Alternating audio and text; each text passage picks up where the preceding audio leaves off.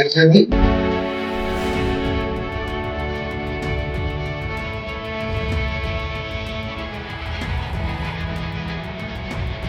வீக்கெண்ட்ல நிறைய ஒர்க் இருந்திருக்கும், பிசினஸ் கமிட்மெண்ட்ஸ் இருந்திருக்கும், ஈவன் தோ ஃபேமிலி கூட டைம் ஸ்பெண்ட் பண்ணலாம் கூட பிளான்ஸ் இருந்திருக்கும்.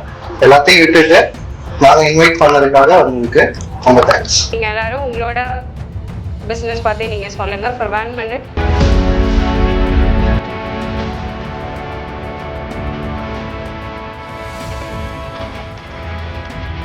இப்போ நான் சொன்னேன் எங்களோட க்ளோஸ் மென்டார் சுரேஷ் அண்ணா வந்துட்டு எனக்கு அடிக்கடி சொல்றது, உனக்கு ஒரு இன்கம் வருது, ஒரு சின்ன அமௌண்ட்டோ பெரிய அமௌண்ட்டோ 50,000 வந்தாலும் சரி 5,000 வந்தாலும் சரி, அதுல இருந்து 10% நீ சேரிட்டி பண்ணணும், கிவ் தரணும்.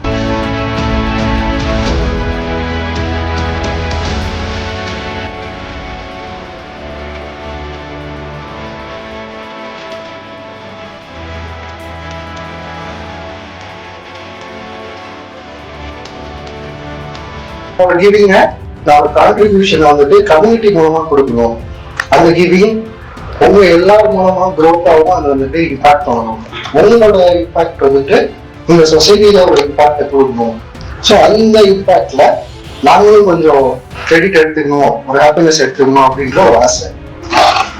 அந்த இம்பாக்ட் வந்துட்டு பெருசா கொடுக்கணும் அப்படின்றதுதான் இந்த ட்ரைபோட விஷயம்.